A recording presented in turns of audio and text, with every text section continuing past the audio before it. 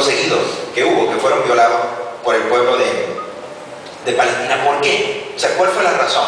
Hermano, la principal razón era quizás aparecer como víctima, era que se espera seguir teniendo la guerra prendida para seguir manteniendo,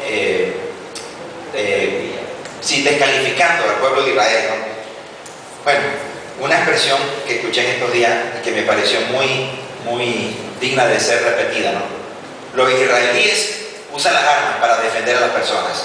Los palestinos usan a las personas para defender sus armas. ¿Sí? Escuchaba una referencia muy directa, ¿no? Los palestinos van preguntando de casa en casa: ¿tienen sótano en tu casa? Si tengo sótano. Bueno, salgan ahorita que vamos a guardar tantas toneladas de misiles allí.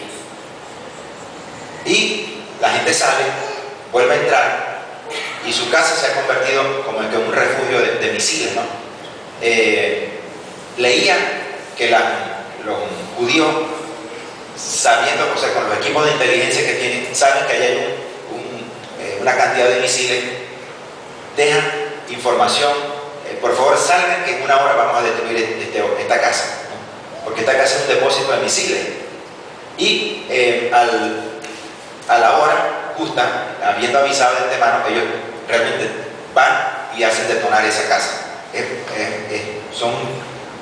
Son informaciones que uno escucha en las noticias, pues, que actualmente se leen. Hermano, ya no hay nada oculto, ¿no? No hay nada oculto. Gracias a Dios los medios de información, simplemente hacen que ya nada quede oculto. Ahora, hermano, en último lugar, yo quiero referirme al conflicto espiritual que representa para la iglesia la situación que está viviendo el pueblo de Israel. Mire, en primer lugar, muchos cristianos se han fanatizado con Israel, los toman como amuleto, ¿no? Y de allí el orgullo quizás de exhibir una prenda, un artículo relacionado con el judaísmo. Y por un lado, hermano, eso puede convertirse en un desprecio hacia Jesucristo, que es la vida verdadera. Es decir, no hay que irnos a los extremos, ¿no? A veces somos tan extremistas, tenemos tanto la tendencia, hermanos, a convertirnos en fanáticos, ¿no? O sea, es tan fácil ser fanático desde el punto de vista religioso, desde el punto de vista político. ¿Qué tal si nosotros como que nos vamos por lo que tiene que ser, ¿no? Si pongo mis emociones a un lado y sigo un principio básico, que es el sentido común, la verdad, la realidad. Hermanos, Israel debe ser visto proféticamente como la luz que Dios encendió en el pasado para manifestar su gracia. Pero en el futuro, ¿qué de Israel? Hermanos, Israel tiene que ser visto, ¿verdad? También como la luz que Dios ha dejado para anunciar la venida de su Hijo Jesucristo. A la larga, el protagonista tiene que ser el pueblo de Israel. No tiene que ser el pueblo de Israel, tiene que ser Dios mismo, ¿verdad? Repito, el protagonista no tiene que ser el pueblo de Israel, tiene que ser Dios. ¿Estamos claros? Sí, hermano, el protagonismo no es para un pueblo, el protagonismo tiene que ser para el Dios, ¿verdad? Que a la larga no amó más a un pueblo que a otros. Cuando nosotros, el versículo más conocido de la Biblia, ¿cuál es? Juan 3:16, ¿no? De tal manera amó Dios ¿a quién? Al mundo, ¿no? Entonces Dios no ama exclusivamente con un amor especial a un pueblo, ¿no? Y al resto del pueblo como los que los tiene como pueblos de segunda categoría. Dios amó tanto al mundo, ¿verdad? Tanto al mundo, que dio a su Hijo Jesucristo. Hermanos, políticamente, desde el punto de vista político, nosotros hemos sido cegados, ¿verdad? Por corrientes satánicas que se oponen a Israel. Hermanos, hay un espíritu de ceguera que mueve a muchos a despreciar a Israel como nación, y eso se llama ¿cómo? ¿Cómo se llama el desprecio, el rechazo, el odio? Antisemitismo, ¿verdad? Antisemitismo. Hermanos, hay razones políticas, pero hay muchas más razones espirituales para incrementar ese odio. Y esa razón espiritual, hermano, esa razón espiritual, ojalá que ni usted ni yo caigamos en esa razón espiritual. Y es que el enemigo, Satanás, realmente está promoviendo el odio, ¿verdad?, hacia este pueblo. Por otro lado, hermanos, se ignoran las escrituras, tanto del Antiguo como del Nuevo Testamento, que anunciaron eventos como los que estamos viviendo. Se cierran los ojos ante una realidad que es muy tangible. Por ejemplo, quiero leer, pudimos haber traído muchísimas citas, ¿no?, pero quiero leer muy pocas por la hora, ¿no? Por ejemplo, en Lucas 21:24 dice: caerán al filo de espada y serán llevados cautivos a todas las naciones, y Jerusalén será hollada por los gentiles hasta que los tiempos de los gentiles se cumplan. Pregunto, ¿a qué se refiere esto? ¿A qué nación está haciendo referencia acá? Hermano, el pueblo de Israel, claramente, ¿verdad?, está diciendo, está hablando acerca de qué. Hermano, está hablando acerca de la dispersión de Israel. Hermano, leí la cita más conocida, pero en el Antiguo Testamento hay citas, bueno, por decenas y decenas, ¿no?, que anunciaban la dispersión del pueblo de Israel. Pero también Isaías 43, versículos 5 y 6, dicen de la siguiente manera: no temas, porque yo estoy contigo, del oriente traeré tu descendencia, y del occidente te reuniré.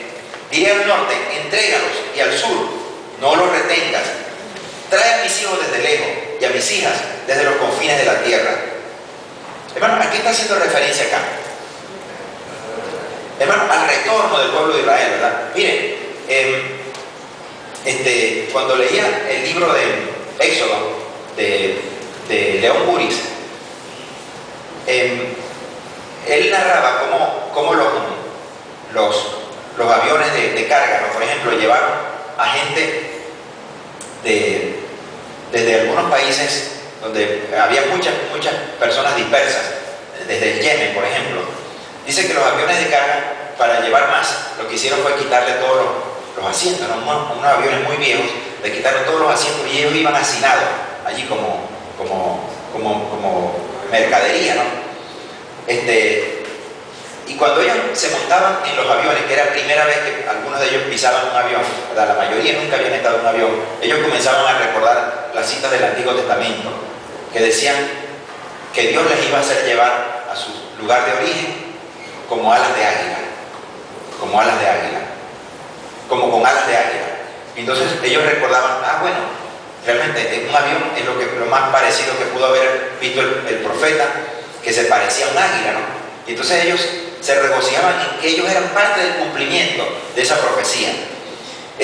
Cuando nos vamos a Mateo, por ejemplo, Mateo, el capítulo 24, 32 al 34, Mateo 24, 32 al 34, dice: de la higuera aprended la parábola. Cuando su rama ya se pone tierna y echa las hojas, sabéis que el verano está cerca. Así también vosotros, cuando veáis todas estas cosas, sabed que Él, ¿verdad?, la vid verdadera, está a las puertas. En verdad os digo que no pasará esta generación hasta que todo esto suceda. El cielo y la tierra pasarán, pero mis palabras no pasarán. Hermanos, ¿de qué está hablando acá? Aquí está haciendo referencia, hermano, a la restauración del pueblo de Israel, ¿verdad? Así como el pueblo de Israel fue dispersado, ¿verdad?, por toda la tierra. Mire, se dice que, por ejemplo, entre los países suramericanos que más judíos abrigaron fue Argentina, por ejemplo. Se dice que Argentina fue una de las naciones que más judíos tuvo, ¿no?, entre las naciones suramericanas. Pues bien, así abre cuenta la Biblia, ¿no?, ¿verdad?, nos hace referencia al retorno y a la restauración del pueblo de Israel. Hermano, pero hay una última cita que quiero mencionar. Repito, pude haber traído muchísimas citas, pudimos pasar mucho tiempo aquí leyendo, ¿no? Pero en Ezequiel 37, una frase, un capítulo muy conocido por todos.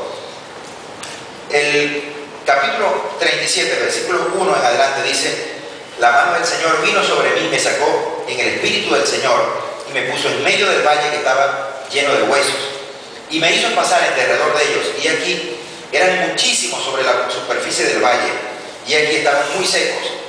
Y él me dijo: hijo de hombre, ¿vivirán estos huesos? Y yo respondí: Señor, tú lo sabes. Entonces me dijo: profetiza sobre estos huesos y diles: huesos secos, oíd palabra del Señor. Así dice el Señor Dios: